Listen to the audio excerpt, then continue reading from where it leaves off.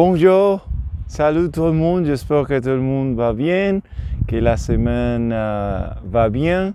Et aujourd'hui, on est à Camaret-sur-Mer, près de Crozon. C'est un autre endroit que je voudrais regarder parce que je continue à chercher les mieux cognements de la Bretagne. Et tous les cognements sont très bons, mais il y a quelques cognements qui sont mieux que les autres.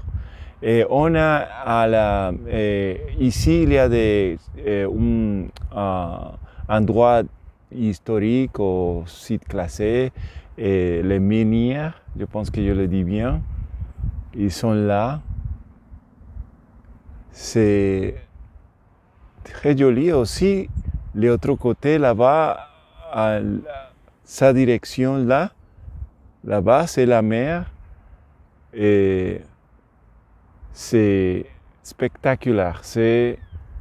Si vous ne connaissez pas cette région de la France, c'est mon recommandation que vous veniez ici à visiter parce que c'est magnifique. La Bretagne, c'est magnifique. J'aime bien la région avec la mer et la montagne ou les champs.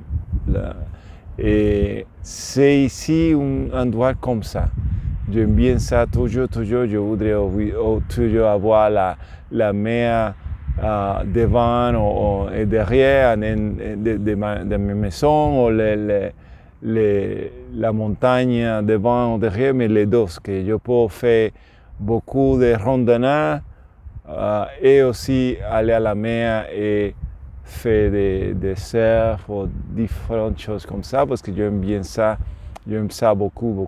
Quand j'étais en Puerto Rico, quand j'ai grandi en Puerto Rico, avant je jouais au baseball, je pratiquais baseball ou après, je allais à la plage, je fais un peu de surf ou body surf, et then aller à pratiquer mon baseball, et aussi après.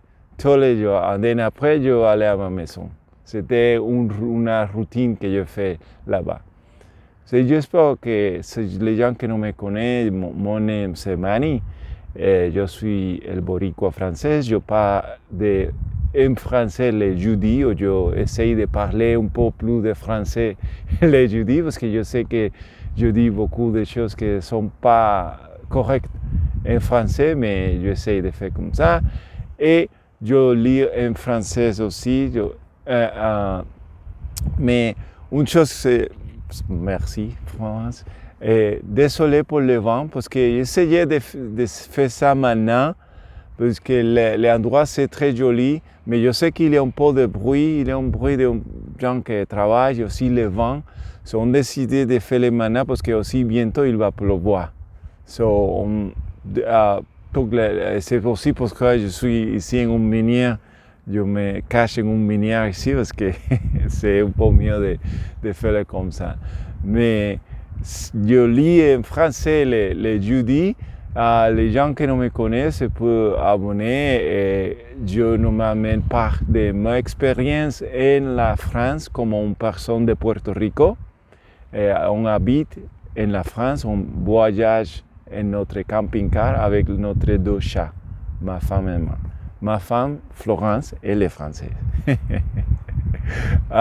Maintenant, le livre que je lis, c'est Insoutenable Paradis par Grégory Puy. Il est un podcaster connu, très connu, je pense. Et c'est très bien. C'est le livre que je lis, c'est de l'écologie. J'essaie de lire quand on est dehors comme ça. Okay? Je vais commencer le livre maintenant. On voit de plus en plus d'écologistes monter au créneau et on nous agite ici où là des exemples en la matière. C'est génial, ces personnes qui vivent dans une maison recluse en faisant elles-mêmes leur shampoing, mais la majorité d'entre nous vit en ville. Nous les regardons sans vraiment savoir comment modifier nos modes de vie. C'est un peu comme dire, regarde Nadal, joue hyper bien au tennis, tu ne veux pas essayer? Il est déjà bien trop loin de moi pour que je puisse le prendre en exemple. En réalité, même si je pense que l'action de ces militants est largement utile, vivre de manière suppose idéale, c'est presque vivre en dehors de la société et pas la meilleure manière d'analyser. Je ne suis pas certain que la première action à mettre en place soit de faire sa lessive au son d'identifier soi-même. D'autres actes de consommation peuvent modifier profondément notre impact à tous. Les covoitures pour aller au travail, par exemple, en particulier en banlieue de grandes villes. Bien sûr, l'un n'empêche pas l'autre, mais nous ne sommes pas contraints de tout abandonner. En dehors du fait que ce n'est pas très vendeur, il faut choisir ses combats. Nous sommes arrivés à une situation de désinformation où une majorité de Français pensent que le nucléaire vient de gaz à effet de serre. Je ne suis pas un expert de l'énergie et je ne dis pas que le nucléaire est la solution, mais je sais que la majorité des panneaux solaires sont fabriqués en Chine et ont un bilan carbone extrêmement important à leur sortie d'usine. La Chine détient un quart des capacités mondiales et fabrique la moitié des panneaux solaires vendus dans le monde. D'après le rapport 2017 de l'Agence internationale de l'énergie, AIE, en 2050, le pays se retrouvera avec plus de 13,5 millions de tonnes de déchets issus de vieux panneaux, prédit l'Agence internationale pour l'énergie renouvelable, IRENA. Des déchets au sein desquels on trouve des métaux toxiques, brome, cadmium, plomb. On entend ici la collapsologue dire que c'est trop tard. Mais il est très facile de penser que s'il est trop tard, autant continuer à vivre comme on l'entend. On verra bien, futur pour futur, on t'en profiter. Comme le précise la neuroscientifique Tali Charot dans le podcast Hidden Brain, la peur et la culpabilité ne génèrent souvent qu'une chose, l'inaction. Nous voilà un peu comme un lapin tétanisé devant les phares d'une voiture. Et les pare-chocs se rapprochent à vive allure.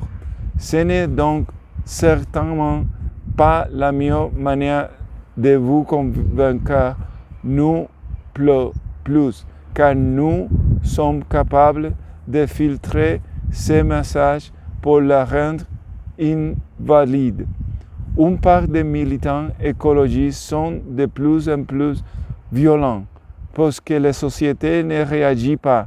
Ils se préparent à prendre le pouvoir de toutes les façons possibles et par la force s'il le faut. On voit des fois justifier de tueries de masse par la nécessité de limiter le nombre d'êtres humains sur Terre.